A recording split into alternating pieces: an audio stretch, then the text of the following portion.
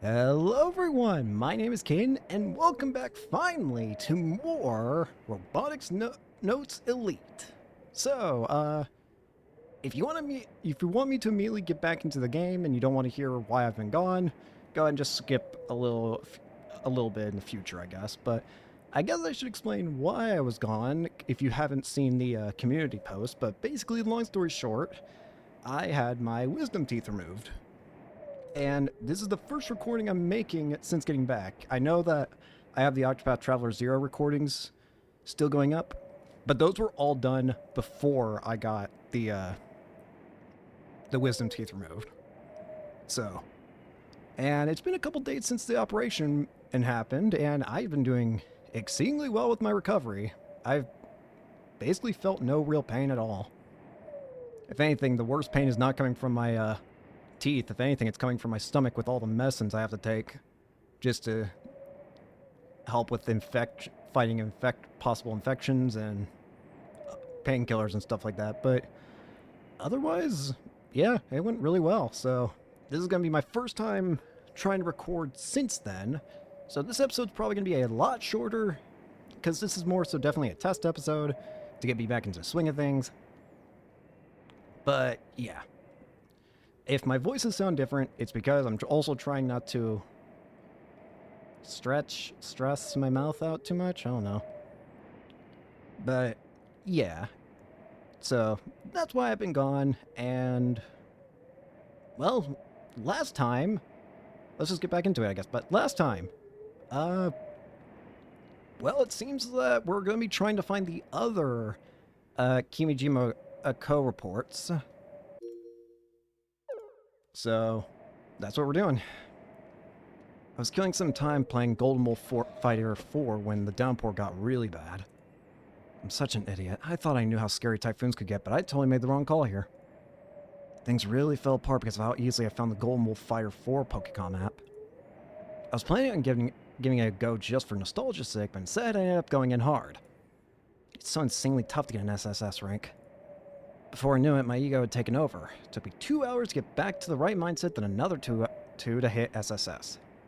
I managed to activate the flag, but when I looked up from my screen, 4 hours had passed and it was storming. Such an idiot. But I'm the type of guy that can't leave a fighting game unbeaten. Needless to say, I was so enthralled by Golden Wolf Fire 4 that I forgot to press the dome's button. The parabolic antenna at the top of the tower is still exposed. Well, that's a problem. That's gonna cause a problem, isn't it? Is there anything with Iruo? There's still the singular mark.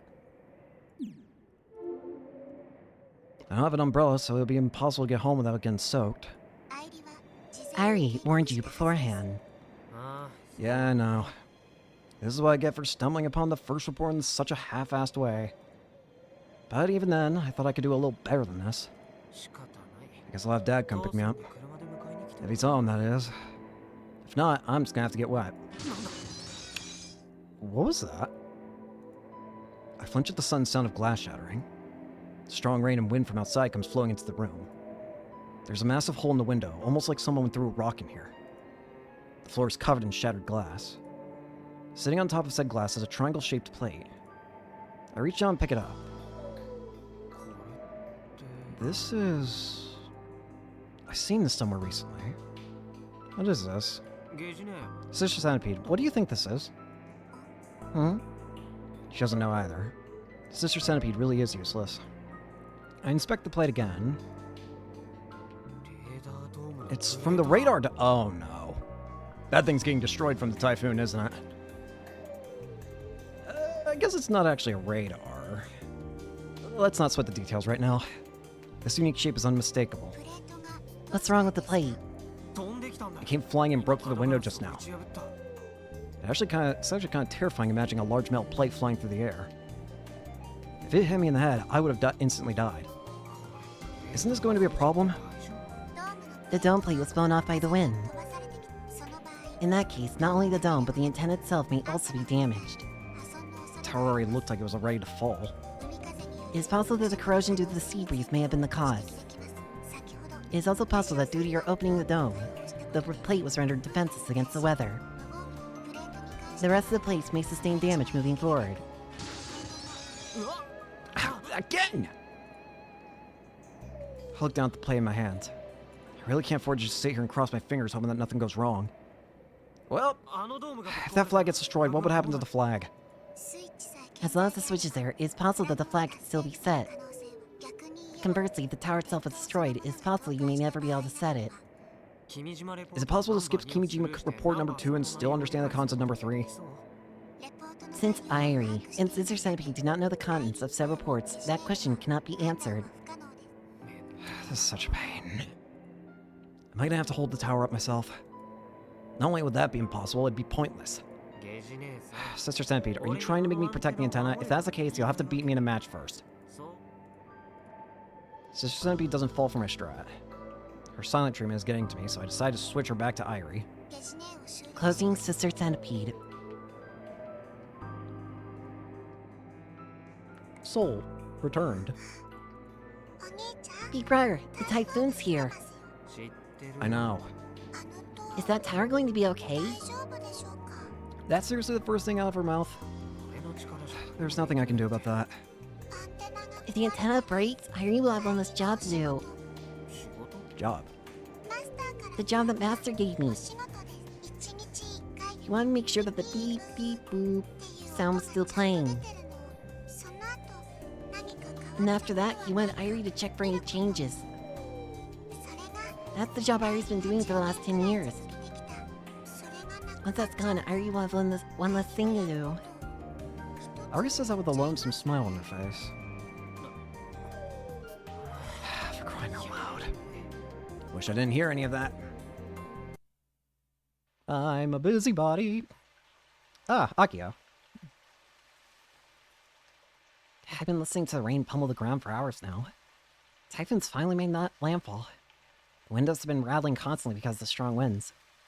According to the news, it should pass in a few hours. There were landslides in the past due to typhoon, so I'm a little nervous. For the first time in a week, I sent Big Sis an email. Of course, it's about my meeting at Jaxa yesterday. If I'm being frank, it's actually a great deal. It's a no-brainer. It'd be foolish of me to not accept it. But I just can't bring myself to freeze all development on Gun Build 1. My dream is completing that robot. I don't care how ugly it is. It needs to be that robot. Am I being selfish? I was feeling so insecure about it that I ended up asking Big Sis for advice. And now here I am in bed, waiting for a response I know I won't get. The ringing isn't coming from my Pokecom. It's from the phone downstairs. It freaked me out. Mom must have answered it.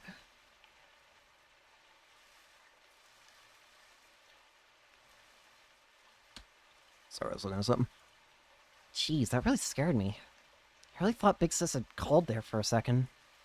But what if it actually is her? No, there's no way. Hey, Big Sis.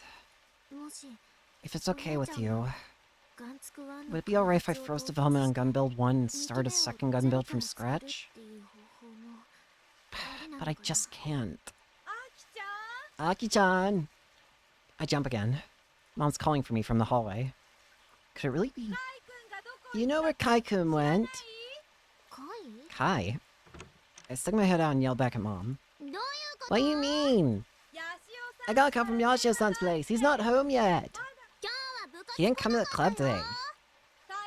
Given how bad it is out there, can you try contacting him just in case?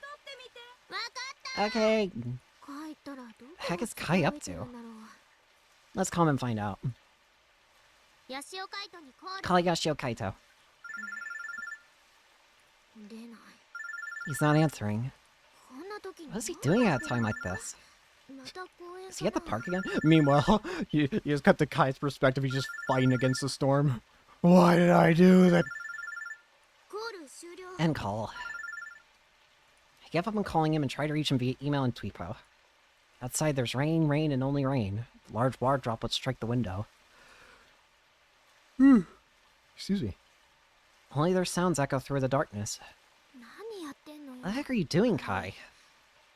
I'm gonna give him one heck of a big jerk attack later. My monologuing is erased by the sounds of the fierce rain outside. I once again attempt to call Kai, praying to the powers that be. Meanwhile, man is fighting for his life. Why am I doing this to myself? Why am I climbing this thing again? I'm not allowed to call Akio an idiot considering I'm letting an AI towards influence me like this, damn it. Just switch. I'm gonna press the switch and go home, come on. Press the switch and the dome will close. And then it will be protected from the weather and I'll set the flag. I haven't even reached the top of the tower and my shirt is already soaking wet. When I try to look up, I can't keep my eyes open. The raindrops are so strong they actually hurt. The metal platform is slippery from the rain. Plus the tower itself is moving about violently due to the wind. All I can do is hang on tightly to the railing every time there's a strong gust of wind. Just getting up one step takes insane amounts of effort. It's taking forever to get to the dome. Before I realize it, I'm breathing heavily. My shoulders heaving. If I open my mouth, it'll get filled with endless rainwater and I won't be able to breathe. The rain has robbed me of my body heat, freezing right down to my core. It's the middle of the summer, but I'm shivering from the cold. My fingertips are losing strength, causing my hands to nearly slip over and over again. This is really bad. Just standing in place is enough to deplete my energy. I need to get off this thing right now. Going any further is impossible. What's the point of all this? What idiot would risk his life to read some delusional conspiracy theory written by someone he doesn't even know? My original plan was to spend summer break relaxing and playing Kill Ballad. Now look what I've gotten myself into. I don't have to do this. Move forward or turn back. There's doubt in my heart. I decide not to climb any further. I attempt to take a step down. The sole of my shoe slips. I end up sliding down 5 steps of stairs. Falling backward onto the platform railing. Impact feels like a bolt of lightning running through my body.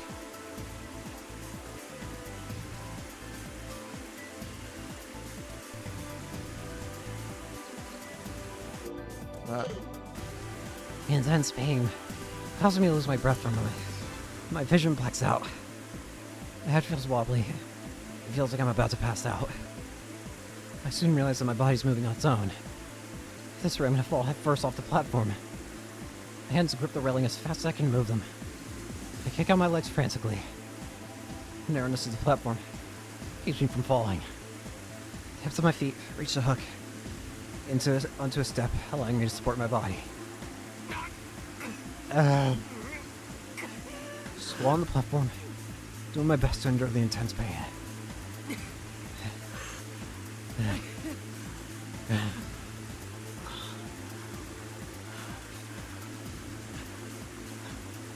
I look down to see that I'm about 5 meters up. I might not have died from the fall, but I'm sure felt would have broken some bones. I'm starting to break down. I just want to get home as fast as possible, but look what that got me. Oh, this guy's got me pissed off. Don't turn back, you say? Climb up there and press the switch, no matter what it takes, you say. Well, you know what? Fine. Challenge accepted, you're dead, you dead bastard. Maybe I should catch my breath and stand back up. I'm in pain. I can still move, so I probably didn't break any bones. Human body sure is resilient. Let's do this. I pull myself up and dash up near the nearly perpendicular staircase to the next platform. On my way, I'm nearly blown off by a sudden gust of wind. I somehow manage to fight through it and get to the next platform. My back is throbbing in pain because of how hard I've been pushing myself. I'm guessing that pain isn't going anywhere anytime soon. I try to grit my teeth in an attempt to deal with the pain, but the cold prevents me from doing that. In the current position, the parabolic content is acting as an umbrella, so it's actually more comfortable here. Damn it, I really don't want to move from here. I'm dead tired. How long has it been since I started climbing this stupid thing?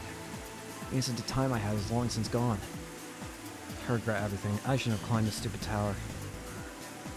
I just want to go home and take a hot bath. The top is right there. The next platform is so close that if I stubbornly stretch my arms above me, I can reach it. If I can make it up about 6 steps of stairs, I'll be at the dome. Mine! I let out a yell and pushed myself up the last set of stairs. The surrounding scenery opens up for me. A world of vast darkness stretches out before my very eyes. It really does feel like the end of the world. This high, I should be able to see the lights of the Mini-Mitane. But right now, I can't even tell where the town is. There's nothing standing between me and the endless rain. It feels like it'd be impossible to stand up right now. Another triangular plate from the dome gets blown away by the wind right in front of my eyes. And as the piece disappears into the void at an alarming speed, half the entire dome gets blown away. Please, please, please hold yourself together. I look for the switch while I'm holding onto the metal railing tightly. I have to circle around to the other side of the dome to get to it. Even that simple process feels like a trap designed to kill me or something, I swear. Look! Shaking. No, that's an understatement. It's more like the entire thing is being swung around. I can hear the railing shriek. Honestly, I wouldn't be surprised if it warped and tore itself apart right now. The situation is completely unwinnable. This is a 1-9 matchup. There it is. On top of the dark tower. The green, faintly glowing LED. This is a switch I pressed a few hours ago. I grabbed tightly onto the nearest railing. So as soon as I tried to stand up on my knees to press the switch, my body suddenly loses balance. I can't believe my own eyes. The railing I was grabbing onto had broken out of space. I'm falling. Falling from about 15 meters in the air. On. Into the dark abyss below. Am I going to die?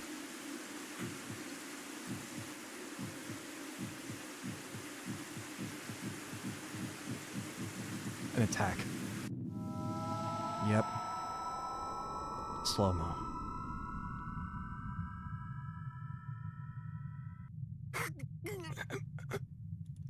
It's then that the world comes to a halt. All sound vanishes. The painful, cold raindrops stop hitting my cheeks. The rain ignores gravity and comes to a slow descent. No, the world isn't slowing down. It's that my senses have sharpened. Slow-mo. In some ways, getting an attack with this sort of timing was unavoidable. After using so much energy, it'd have been weirder if I didn't get one. I hate this goddamn condition. I'd give anything to never have to experience this kind of pain again. But now's not the time to piss and moan. My mind is crystal clear. I calmly assess my current situation. My left hand is still gripping onto the busted railing. My body has already been thrown off balance and is about to fall off the platform. I have my left hand let go of the railing, and with my right hand I grab the nearby railing that's still intact to keep myself from falling. But my right hand alone isn't enough to stop the momentum of my body. Like every other time I've gone in attack, I can't breathe.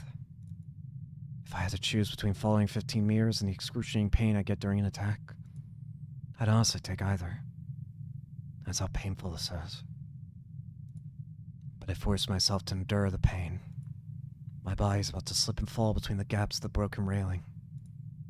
I kick one of my legs toward the outer area of the platform.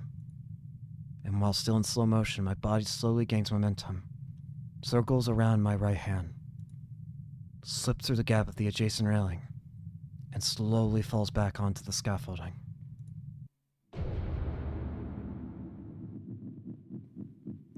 It's over.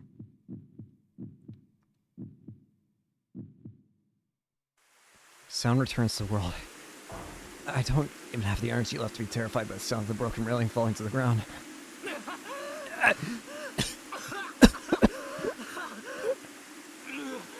Before an attack wraps up, I'm always left writhing in pain. My body is effectively paralyzed. My heart is pounding like it's going to explode, as it aggressively pumps blood to the rest of my body. This paralyzed feeling dissipates. An excruciating pain runs through my body. It feels like my ribs have actually punctured my lungs. No matter how much I gasp, I can't breathe. I lay on the platform, my face covered in tears, snot, saliva, and rain. Yet somehow I crawl my way to the switch. I manage to press it with my shaking fingers. Then the green LED turns off. The open dome lid begins to come down. Finally, I've done what had to be done. The flag should be set. After an attack follows physical fatigue that lasts a few hours, I can't even move a muscle. So my body's batteries are completely worn out. Am I gonna be able to get down like this? I don't have much of a choice. I know how dangerous it'd be to stay here. And so I crawled my way back down the staircase. I somehow managed to take cover down into a lower level platform despite my exhaustion. It'd be better to stay down here where I can avoid a little rain and wind. I can lie down, and the railings on both sides are nice and secure. The platform below is too narrow for me to even squat down on. I can't stop shivering from the cold. The rain and wind aren't going to be stopping anytime soon. Oh, Ray. My Pokecom. I should call for help. I desperately twist my arms to reach for the Pokecom in my hip pouch. It's waterproof, so I'm not concerned about getting wet. Though I was afraid the screen might have gotten cracked from when I hit the railing. Fortunately, it seems okay. After some difficulty, I wake from sleep mode. Hiro is running and Iris nearby. Thank you, big brother. Now Ari should be able to keep doing my job. I can hear Iris' voice. I didn't do this for her. In an attempt to voice my words, I end up coughing instead. I wish Ari could carry you, big brother. Ari's sorry. I don't have enough energy to send an email or make a call. You sure seem at ease. This time I managed to squeeze my words out without coughing. Ari's display on screen is obviously neither wet nor is her hair blowing in the wind. Ari can experience the changes in weather. Ari only sees what gets uploaded into Eero. And in that data, it's always sunny. Thanks to other data, Ari knows that the rain during a typhoon is super scary, but the only thing Ari can see is the tower, the beautiful blue sky behind it, and your geotech sitting atop it. Ari sure wishes we could share info between us. That way Ari could at least feel a little bit of your pain right now. Big brother, please hang in there. Hang in there for just a little bit longer. I give up. I'm just gonna chill here for a bit. After an attack, I get so weak that I can barely raise an arm. If I want to recover, I need to lie down for a while. As soon as I do, I instantly feel sleepy. The tower shaking reminds me of a rocking cradle. It's starting to feel pretty nice. The cold is starting to fade. If I fall asleep here, I might just die. That's not good. But there's no way out. Hi. Huh?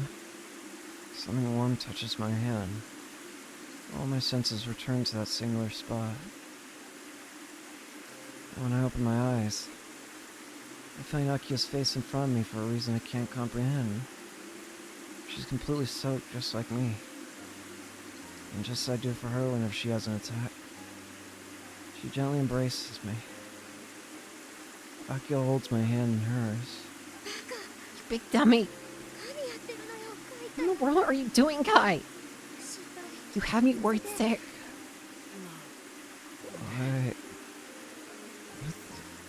Why is she here? We're on top of a metal tower. The only way to get up here is to climb a bunch of stairs in the middle of this crazy storm. So her being here makes no sense at all. I thought you might be in the park. Akio's warmth gradually spreads to my body. When I came looking for you, a girl named Irie showed up on Eero. She told me you were on top of the tower and that I had to help you. So I jumped right into the fire and avoided the frying pan altogether. Good work, Irie. Is that what she thought I'd say? Akio and I are both total dumbasses. Go for wool and come back shore and idiot. Huh? What about wool? How do you plan on getting down, Aki-chan? Uh. I swear she's nothing but trouble.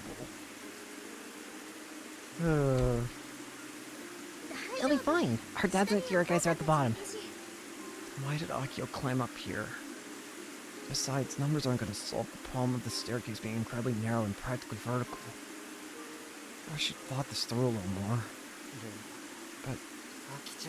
Aki-chan, you saved my life. This reminds me of the MF anemone. That day when we collapsed on the deck, I desperately held Akio's hand as my consciousness faded. I remember the warmth of her hand back then, too. I feel the same warmth in her hand now as I did back then. Thanks to Akio's body heat, I think I can hang on just a little bit longer. The typhoon passed through Honshu that evening. It's perfect outside. Almost like nothing ever happened. The sky's clear and blue. I'm home. As soon as I get to my bedroom, I plop down on my bed. I'm totally dead. I'd love to lie down, but I know I'll crash if I do, so I resist the urge. So this is Kai's room. Interesting. Last night, Akio rescued me from the tower in the middle of the typhoon. It wasn't long before Dad, mine, and a bunch of other people from the area popped up. It was a big deal. The two of us were safely brought down, and after being put on an IV at the hospital, I got to go home the next day. In the afternoon, I'm supposed to visit the neighbors with my family to thank them and apologize for the trouble. But since I was dying to get report number 2, I made a beeline for Uchigaoka Park first thing in the morning. My hard work last night paid off. The flag for the dome switch was set properly. All that was left was to clear the go-kart course in under 30 seconds and report the record via Iro geotag. It was easy. I just went to the go-kart area, wrote a fake record into the geotag there, and voila! The problem came after all that. After setting all the flags, Kimijima report number 2 most definitely appeared. Somewhere. But since I had no clue where that somewhere was, I had to search the park high and low with the Pokecom in hand. Finally ended up finding it at the tip of the H2 rocket monument located at the park entrance. I never would have thought it'd be in such an obvious place. Kinda feel like I was played. Granted, according to Sister Centipede, all the flags have to be unlocked for an AR annotation to appear. Fortunately for me, that means, report number 2 is now safe inside my Pokecom. Well, let's first look at all the other stuff. Tweepo, anything new? Hug malfunction accident. Hug-wearing mother kicks baby to death. This is horrible. It's happening all over the world, not just Japan. They should be ashamed. Exco needs to be get out of business. Kicking your baby to death because you wore a hug suit for the whole lower half of your body is horrible. The mother had her full mental capabilities but couldn't stop it. My tears won't stop. As a person who has a child, I can't stand these tragedies. Hey, the mother was just plain stupid. You can take a hug off easily. She could have just taken it off if she thought something was up. What a tragedy. If you're panicking, it doesn't matter how easy it is to take off. You won't be able to by yourself. People bashing on the mother are crazy. Go to a hospital. If you look up a hug kicked at full power, even an adult would die instantly, let alone a baby. Depends if it was a soccer kick or if it was like stomping. First of all, this isn't this incident from over 3 years ago. Why is media bringing up this accident again? Sounds like they just want to blame Mexico. Means these kinds of accidents were getting covered up. The real hell starts now. All past accidents are going to be revealed. Taboo news. Hallways slowly flooding. I keep finding broken glass everywhere. This place really is a shell. My poor wall after repairs is going to be just as empty as me. You are living in a bunch of ruins. Maybe you should move to a better place. I heard from President yesterday that it was rough yesterday. I'm glad you're okay. Are you okay, Kojiro? That was reckless of you. Cry senpai worried about me. Miyuki, come be my wife or my maid. It is August. When going out, make sure you drink a lot of water. Humans are just like robots. You have to do periodic maintenance to keep functioning. A promise from Mr. Pleiades. Last night, Tanjishima was a disaster from the typhoon. Had some trouble like the neighbor's son went missing, but glad that he was okay after all. Sorry for the trouble our son has caused. Thank you for our help. No problem. Our younger daughter always needs help too. The feeling is mutual. Alright. I think I'm going to end it. I think I'm going to read this and then end it after getting my thoughts across because admittedly, I did say today was going to be shorter because I got to get used to recording again. And for some reason, when I was doing the huffing and puffing for breathing of the voice acting, it made me very lightheaded. So I probably should take it easy, but I want to at least read report number 2 first. Also, if the video quality gets very messy for a second. Wow, this is a long one. Okay, let's start from the top. Okay. Report number 2. The secret society that placed pressure on NASA is one whose ranks consist of a mere 300. It is the organization that is believed to control the world from the shadows. Their existence is said to not extend past the realm of rumor, but allow me to be perfectly clear. The ones known as the Invisible Rulers, the Committee of 300, undeniably exist. Alright, we're finally getting 100% confirmation it's Committee of 300. Almost the entire world bends to their will, whether it be governments, state agencies, police, military, royalty, large corporations, particularly banking enterprises, and any other institutions that are vital to society's function. They control all the necessary mediums that are vital to society's construction. Naturally, this includes NASA as well. This is how they have managed to continue to suppress all information regarding the Ulysses project that I mentioned previously. Falsifying official NASA documents is easier than lifting a finger for the Committee of 300. In 1994, the Tavistock Institute made national headlines when it announced its official partnership with NASA on a major program. Of course, Tavistock operates under the Committee of 300 as well. They are often referred to by the committee as the Brainwashing Institute. According to the official U.S. documentation, Tavistock has conspired with intelligence agencies of various countries in order to broadcast propaganda on a daily basis. It would be appropriate to dub this a form of mass brainwashing. The issue lies in the fact that those affected are rarely made aware that they have been and continue to be brainwashed, and before they ever come to realize such, they have already become livestock for the One World Order, the Committee of 300's true goal. I do wonder how many of the people that walk the earth are aware of the human domestication project, but regardless of my musings, the project exists and is still progressing even now. It would not be wrong to surmise that a prototype version of the project is being tested around the world. Various experiments are secretly, but certainly being carried out throughout daily life. This danger is not one we may avert our eyes from. Pay special attention to Kagome Kagome. This song serves as a sort of symbol to them. Whenever they experiment, that song will undoubtedly be present. Interesting. Okay. So now we have an answer as to why Kagome Kagome plays. Sort of. If Kagome Kagome starts playing, that means that the Committee of 300 is in the middle of doing something. Gotcha. So, we've heard that song play, what, 2 times now, I think, in the game? I think there was... I can't remember the first time, but the second time was when we were in the hangar with the rest of the group. Right, just before Nye kidnapped all of us to make a peaceful offering through kidnapping. Don't ask.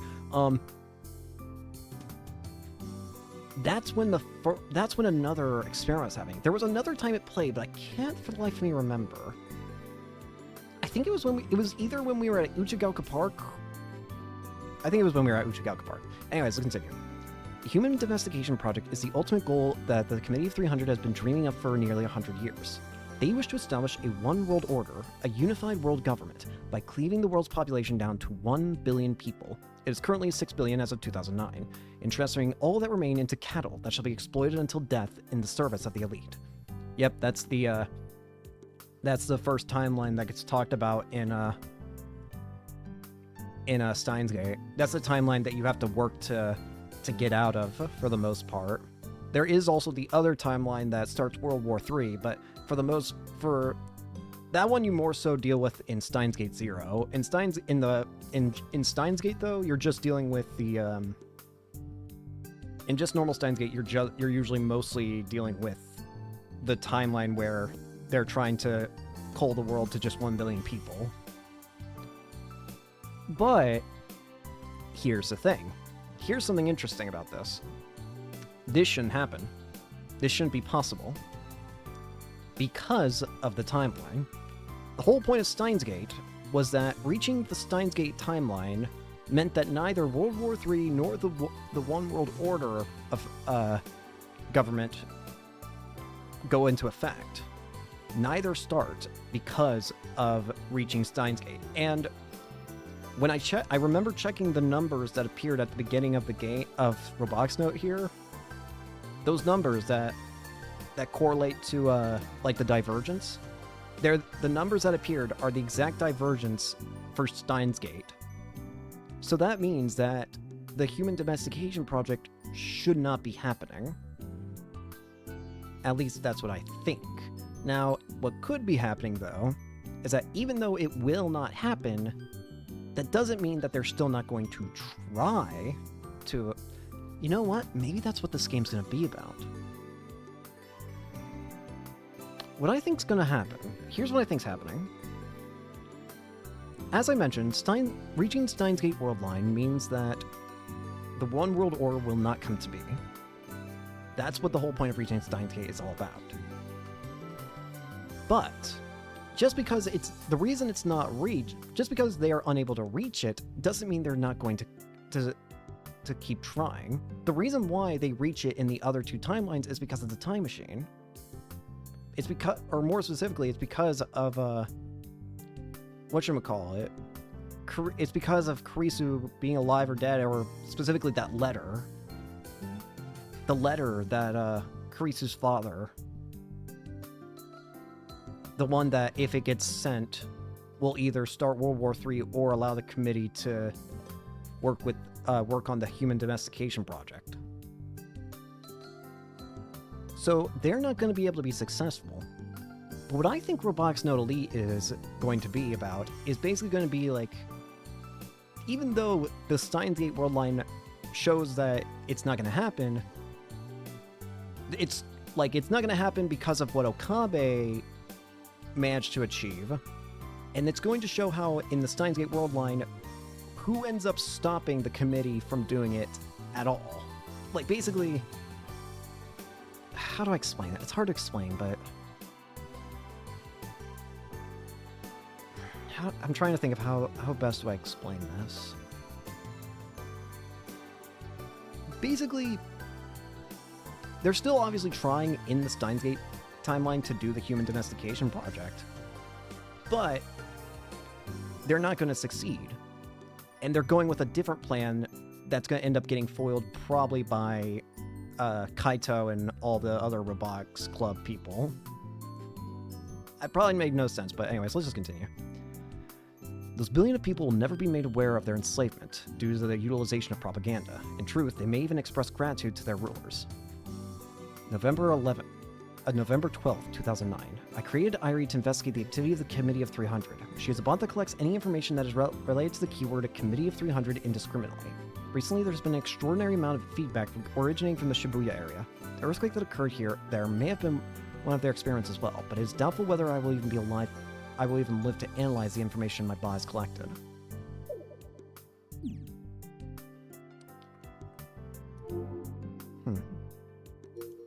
Well, a lot to process. Again, I would try and do more, but I feel like I should ease myself back into this. And again, I got lightheaded. I don't know. It's probably the medicines I'm still taking. It's only been...